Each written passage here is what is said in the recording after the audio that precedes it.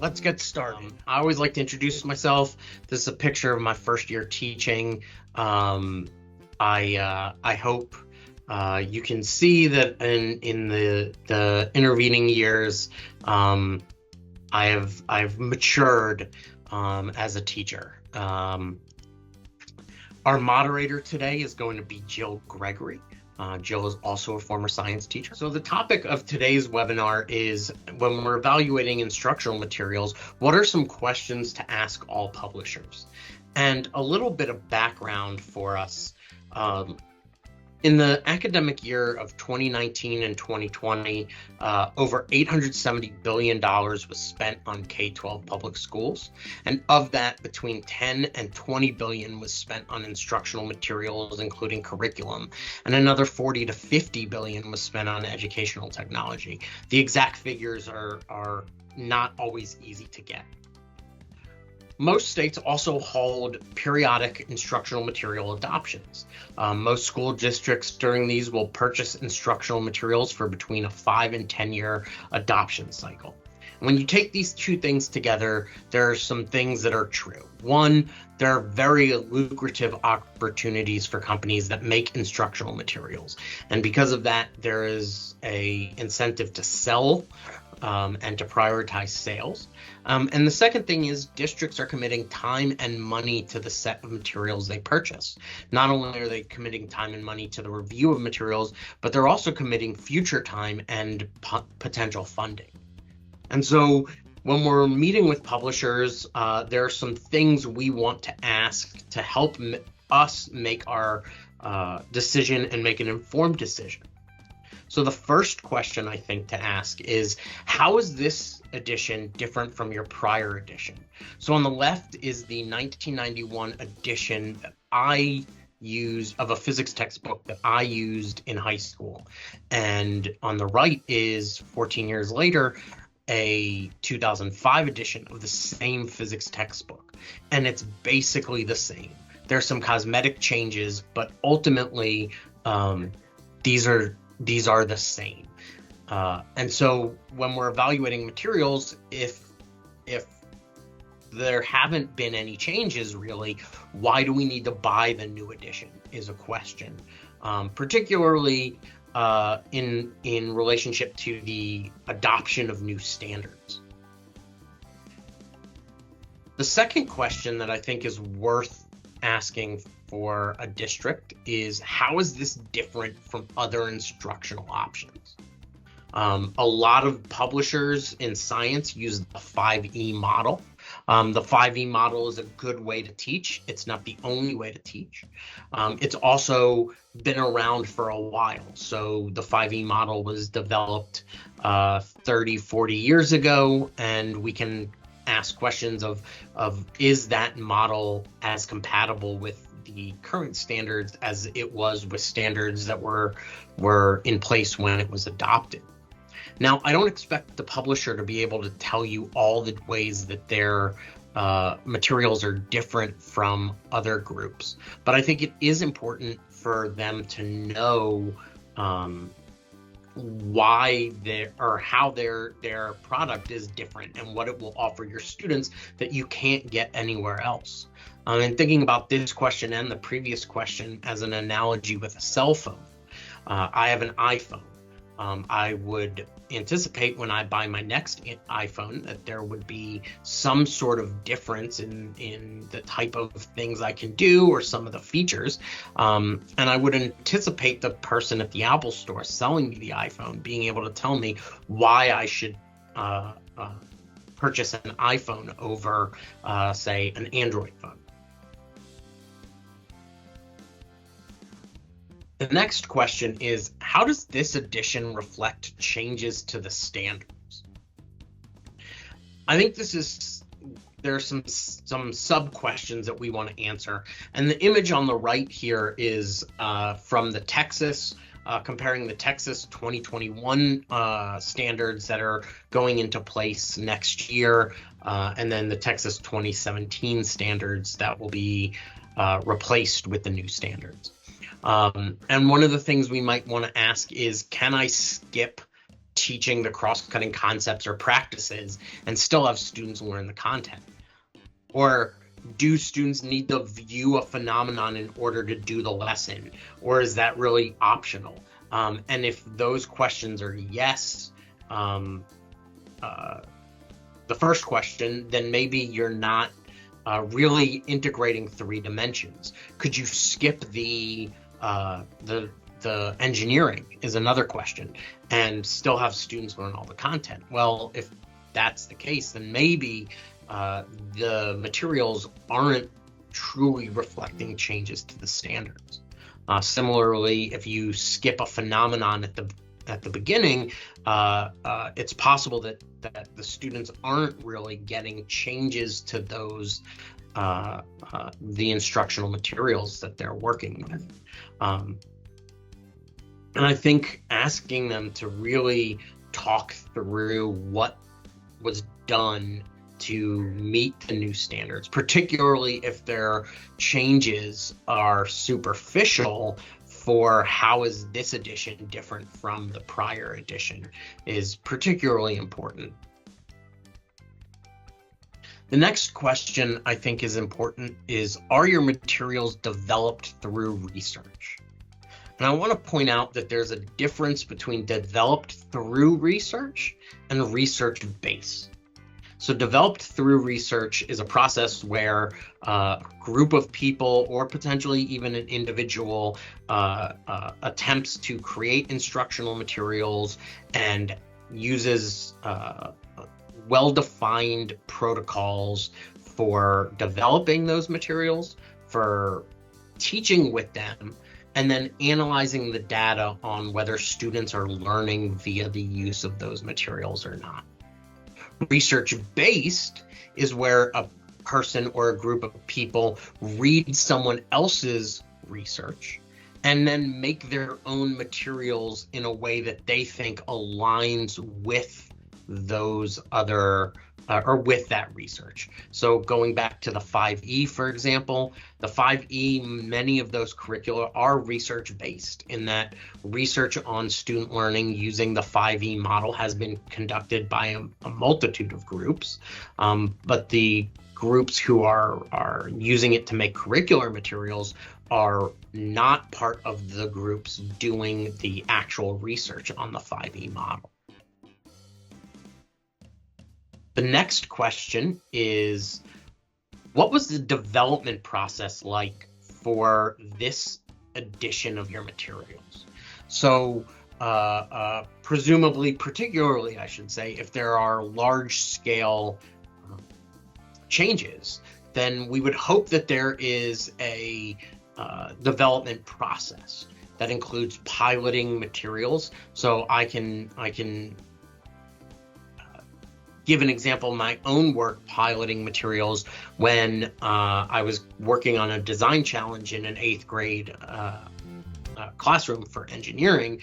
We were working on making hand warmers, and the constraint was that each hand warmer had to cost less than $10, and a student raised their hand and asked, well, why not just buy the new hand warmer at Walmart that's $1?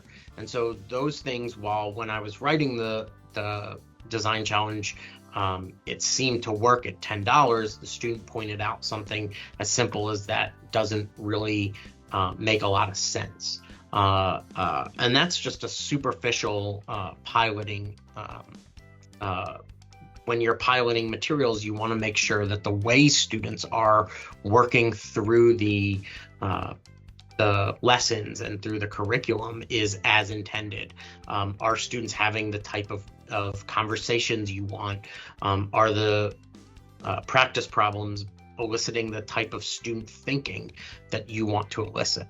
It's also important to ask who is involved in the piloting. Is it one district, multiple district, one school district, or one school, one classroom? What type of data was collected during the piloting of these materials? I think it's also important to think about how similar are the districts that are being piloted or the schools that are being piloted to my district and my school. If I'm in the wealthiest school district in the country versus a less wealthy district, might that matter? If I'm in a school that has class sizes of 25 versus 35, or if I'm in a school that has 45-minute periods versus 90-minute periods, is that going to impact the way these lessons are implemented in my classroom? Another thing I think, and this gets back to the incentive to sell, is have you taught using these materials? And I think this is a set of questions that are specific to the person you're talking with. And what lessons did you teach? What were the easiest and hardest parts of teaching that? So this will give you some idea of where your teachers might struggle with, particularly on the hardest part. So if somebody says, well, the hardest part is conducting a lab. Well, if they wrote the lab and that's the hardest part, what might that tell you about what it will look like for teachers in your school or your district? What is your favorite lesson in the course? I think that's really important. How familiar is this person with what product they're advocating for? So, or are they just sort of reiterating talking points? I can tell you from working with ADI at every grade level, which is my favorite lessons. I can tell you which is my favorite lesson in physics. I really like the horsepower of a remote control car. I can tell you what I like in fourth grade. It's decomposers in the soil. So I think those things tell you a lot about the familiarity of who you're talking, of the program with who you're talking.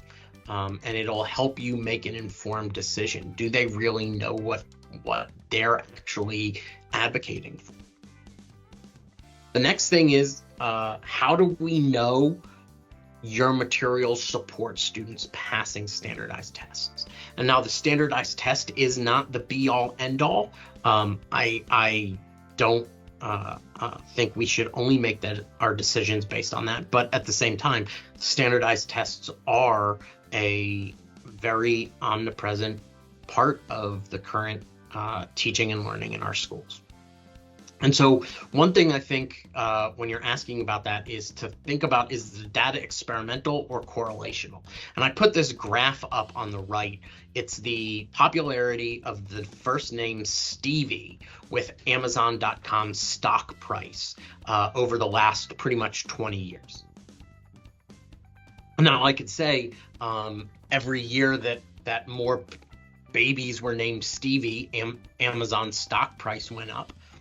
But that doesn't mean that either the cause of naming people Stevie is because Amazon stock is doing well, nor does it mean that Stevie itself causes Amazon stock to go up.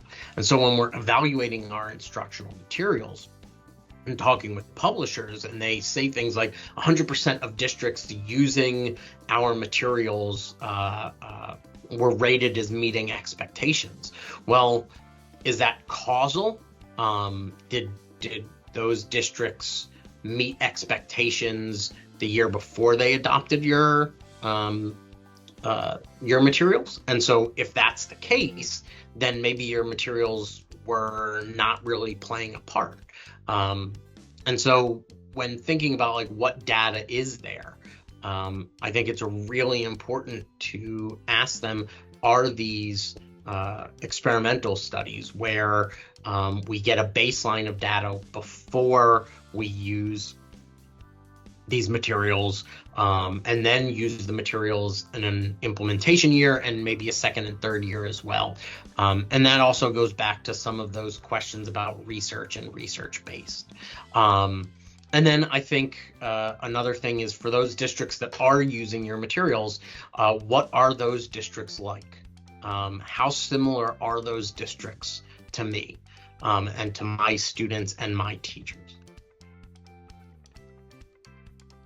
And a last sort of general set of questions are, what supports do you offer teachers, school-based administrators, and district-level administrators?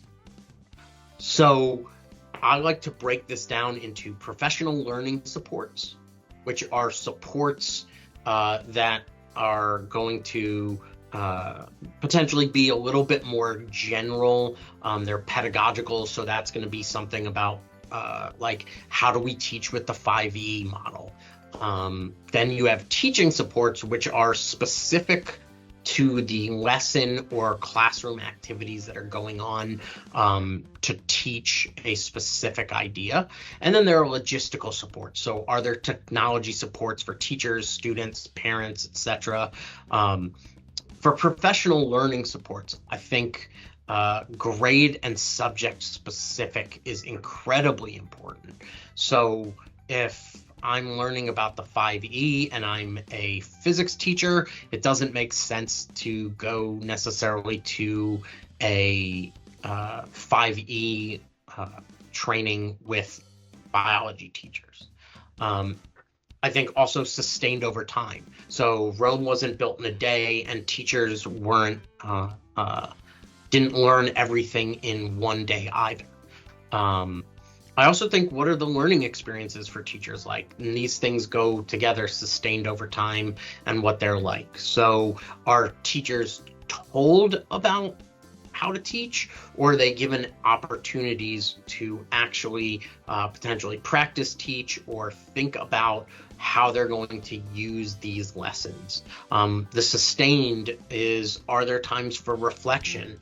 So we're trying a new approach to teaching. We're trying the 5E this year. For example, what went well the first time you taught with the 5E, and what were some of your struggles? I think teaching supports are also very important, particularly as we get into the engineering in the TEKS, if you're in Texas, or if you're adopting engineering in another state, or just other large-scale similar changes. When teachers are asked to teach new concepts and potentially use different materials like lab supplies or manipulatives to do that, there's a potential for teachers having questions about what exactly is supposed to happen. And I think those are some broad questions, and as you think through those questions for all publishers, you will probably think of some of your own that are really pertinent to your context. The instructional materials, making sure that they're right for your district, are of paramount importance.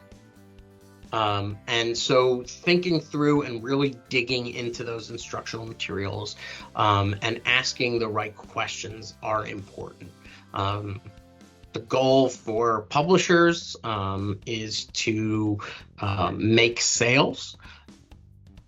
You want to make sure that one of their goals is also to improve the teaching and learning of your subject.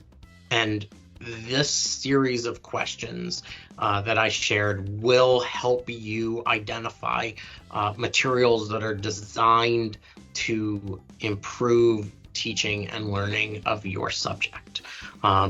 Upcoming topics in my webinar series. So next week, how can we best support teachers learning new standards? That'll get into some of the approaches to PD and thinking about helping teachers change topics when new standards are made. On the 20th, I'll be doing Why Do We Care If the Objective is on the Board?